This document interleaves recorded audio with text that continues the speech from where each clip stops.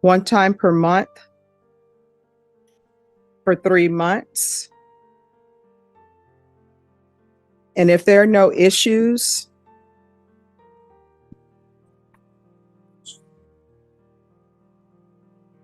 then it'll be one time every 4 months.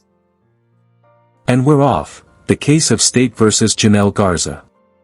But right out of the gate, the judge is laying down the procedural track. If you've ever wondered how discovery works, it's basically legal show and tell.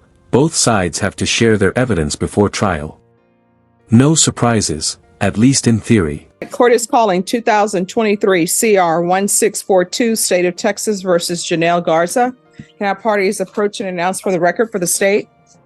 Hank Wilkins for the state. Defense. Elizabeth Russell for Janelle Garza. Are you Janelle Garza? Yes, Your Honor. Counsel, you received all the discovery. Did you review it with your client? I did, Judge. Court will find that the state is in compliance with discovery. Ms. Garza, I'm showing you what's entitled Application for Deferred Adjudication of Community Supervision. Did you review that with your attorney? Did you understand it? Did you sign it? Yes, Your Honor. Showing you what's entitled True Bill of Indictment. Did you review that with your attorney? Did you understand it? Yes. Counsel, do you waive the reading of the indictment? We do, Judge. State, are you proceeding on the indictment as presented? Yes, Your Honor. All right.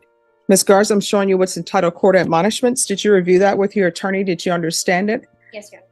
And did you sign it in all the appropriate places? Yes, Your Honor. Do you understand you're charged with the offense of unauthorized use of a vehicle? That's a state jail felony. The range of punishment is anywhere from 180 days up to 2 years in the state jail facility and up to a $10,000 fine. Yes.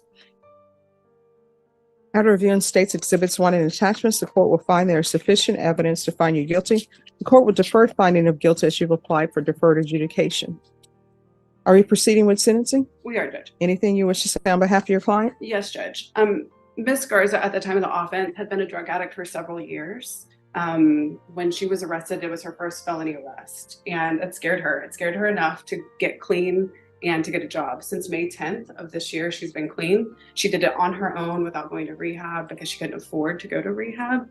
And she's been clean for over 6 months. She has reconciled with her mother, and she's been employed since June of this year. She is a different person than the person that committed this offense because she understood and is willing to take responsibility for exactly what happened and wants to move forward with her life. She understood a change was necessary. And I think the person that you see today is a different person. This is where defense attorneys earn their paycheck, painting a redemption arc 6 months clean, back with her family, holding down a job. The goal? Convince the judge that the person in front of them isn't the same person who committed the crime.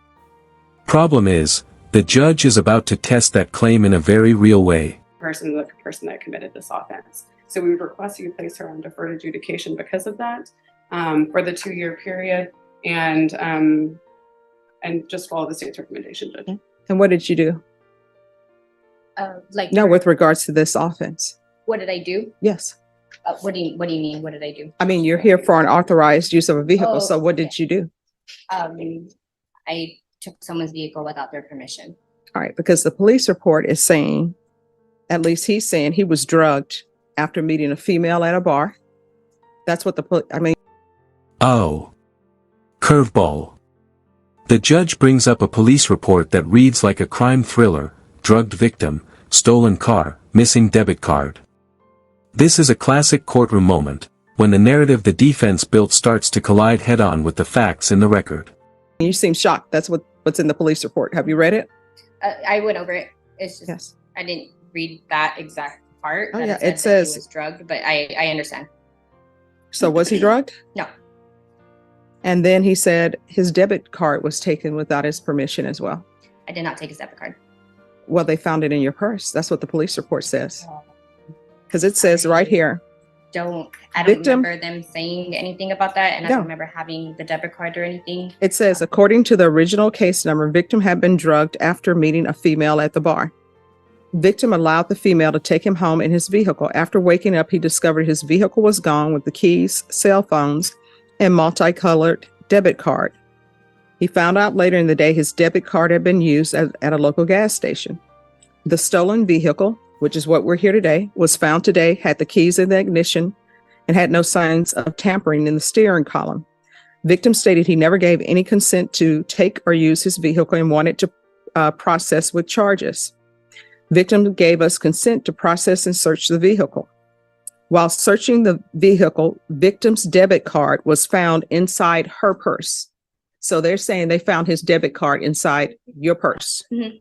The debit, well, I mean, you're saying, No, I'm saying I understand what you're saying. I don't recall them ever saying that or them telling me that or of them ever saying that they found a debit card in the purse. If they did, yeah, that's what they say right here. I understand. I just don't recall them ever telling me that personally or them ever bringing Well, that up wait a to second. me. This is what the police report says. The debit card was a multicolored debit bank card. I also found a gray camouflage bag in the trunk with some work gear and victim's work identification card. Suspect, that's you, was advised of her rights and asked why victim's debit card was in her purse. Suspect said she found it in the vehicle and thought it belonged to her friend. The bag in the trunk, she said, was already there. She said she didn't know the vehicle was stolen. So the debit card was found in your purse. When you're drug tested today, what are the results going to be? I'll be clean. All right, so we'll do a drug. And there it is, the debit card was found in her purse. This is why cross-checking testimony with hard evidence matters. You can say, I don't recall, all day, but if the paper trail says otherwise, you're in trouble. The judge clearly isn't buying the selective memory routine. Test today, then I'll come back with sentencing. All right, are you all ready? Yes, All right, we're back on the record in 2023 CR 1642. State versus Janelle Garza.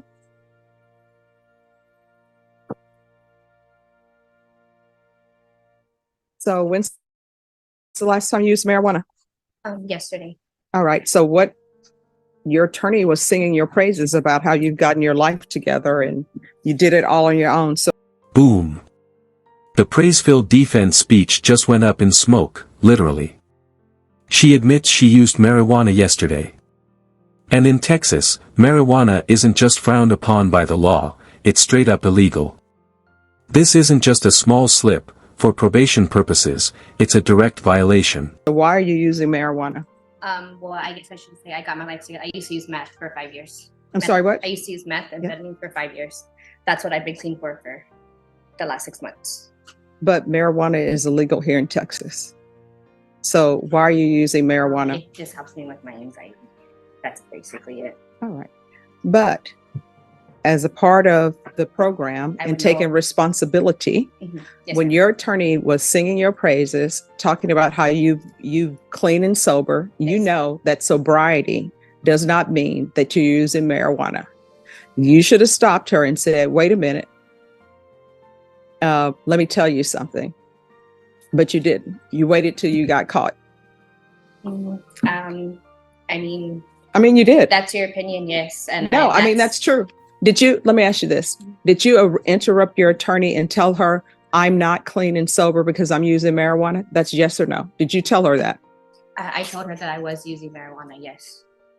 I mean, when you were before the bench. But because I just feel like there's different types of sobriety. For me, the meth use was really bad. So, Well- and I couldn't carry a job for the last 5 years. And in the last 6 months that I have been sober from methamphetamines, I have been able to get a job and get a car and see my daughter every day and be a mom and be present. You're not allowed to use marijuana while you're on probation. I understand that. And I understand that I would not be able to use it and I won't use it. But do you understand you're not clean and sober? Yes. And So what do you do for a living? I'm a nanny. Oh, not anymore. I don't allow people on felony probation to be nannies, to be home health care providers, and especially someone who's not clean and sober. And who are you a nanny to? Is this a relative or somebody? Yes. Sister, cousin, who is it? All right. So that job is over with today. You understand? Yes. So how far did you go in school? I went on. And there's the hammer, the nanny job is gone. Judges are especially cautious about defendants on felony probation working with kids. One violation is bad enough, but mixing that with child care. Not happening on this judge's watch. All the way through high school, I graduated and I went through some trade school. I had my medical assistant. I went through medical assistant school. I finished that. And where are your children? Right now, she's at school. And how old? Do you only have one I child? only have one. She's 14. And does she live with you? Yes. And my mom and my grandparents and my other family. When you say your mom, your grandparents, and other family, what is other family? My aunt, my other aunt. There's a whole bunch of us that live at my grandma's house.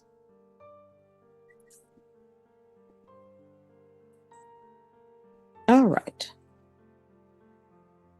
This is what the court is going to do. Are there any other questions? No, Your Honor. All right. There's a $500 fine that will be probated. 3 years deferred adjudication. Going to do a TAP evaluation, follow recommendations. If they recommend inpatient treatment, we'll start with intensive outpatient treatment. There's going to be 90 sober meetings in 90 days. I'm going to want her tested for levels. If the marijuana levels go up. 90 meetings in 90 days, that's one meeting every single day for 3 months. It's a rehab-style crash course in sobriety. The judge is making it crystal clear, this probation isn't just about avoiding prison, it's about completely changing her daily routine. Then we're going to address that. Yes. There is going to be the UA hotline.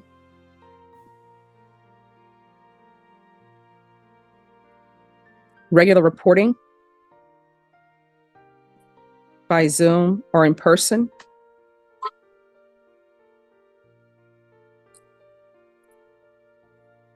$100 hours of community service restitution. Parenting classes. Once she completes parenting classes, 50 of those hours will be deemed to be satisfied. You're either going to get a higher level education, or either you're going to complete trade school or whatever you're going to do. That's going to be required. And once that's completed, then the remaining of the community service will be deemed to be satisfied. Proof of employment within 30 days. There's to be no employment as a home health care provider or with minors. There's to be no unsupervised contact with minors. Other than her daughter, accurate? No unsupervised contact with minors. With her. I'm sorry? I won't ever be unsupervised with her. I'm sorry, what? I won't ever be unsupervised with my daughter. All right. My mom always is there with her. Thank you. And do you have any CPS history? There was a long time ago, but they were both closed and dropped. All right. And what was the CPS history concerning? Due to my meth use. Okay. I'm going to want field visits.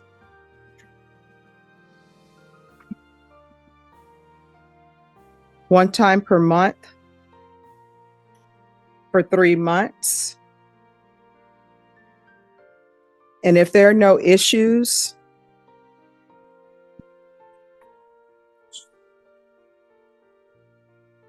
then it'll be one time every 4 months.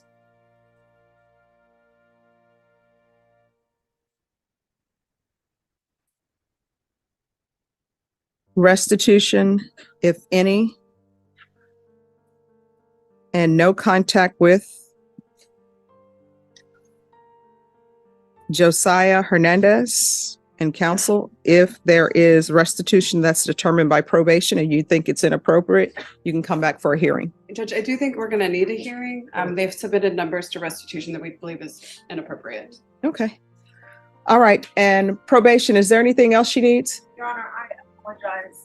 You said restitution, if any, and no contact with Josiah Hernandez? Yes. And it's JOSIAH. Thank you, Judge. Nothing else, Judge. Is there anything you need from the court to be successful? No, yeah. All right. And then If you all want, Ms. Ferguson will set it for a restitution hearing. I'm going to show you what's entitled Trial Court Certification of Defendant's Rights to Appeal. Did you review that with your attorney? Did you understand it, and did you sign it? Mr. Crispin, I don't understand why you're here. You're supposed to go to inpatient treatment, the end. No, you're supposed to go into inpatient treatment, the end. So you're scheduled for lifetime recovery on November 14th. That's where you will be. I believe it's the 14th.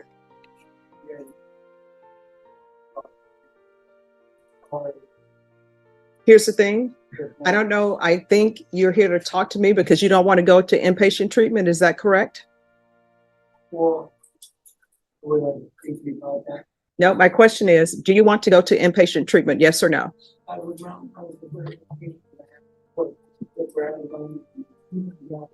All right, you're going into inpatient treatment, Mr. Crispin. We've been dealing with your matter for months now. So you're scheduled for inpatient treatment. That's where you are headed.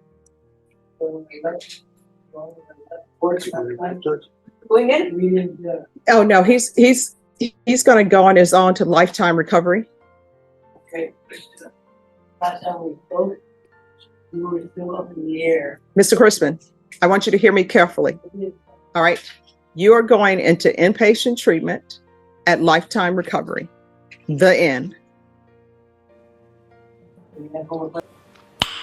Nice.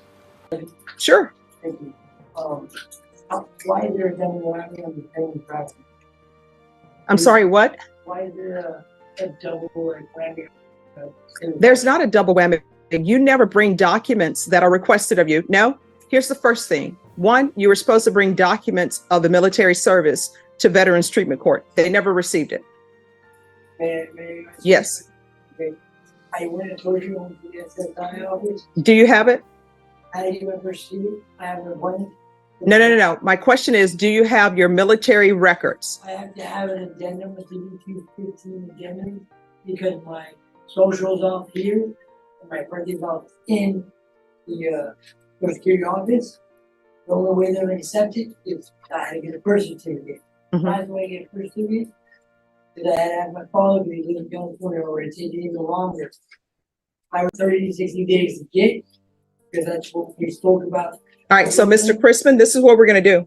While Mr. Crispin, this is what we're going to do. While we are waiting you to get those documents, you'll be in inpatient treatment at lifetime recovery. And then lifetime recovery will make sure you have ample opportunity to get whatever paperwork that you say you need. But this has been going on for a long time, Mr. Crispin, and it's been going on too long. So I just wonder, maybe it's just of the courts. Like, Right now, for you to go, and not be fixed, judge actually ordered for you to go to the CMC to get that process. no, I'm gonna come in and go, I always have with this part too as well. So whatever you say, I have to do. But Okay. I'm just asking for the eligibility to talk to you because my own confusion is that we spoke about it, and then you gave me pressure on that for the 90 days. No, that was never addressed. For I example, gave forms for the 90 days. no, let me just tell you this. I had already put in place that you were supposed to do 90 meetings in 90 days. 90 meetings, time out. 90 meetings in 90 days is not taking the place of you not doing what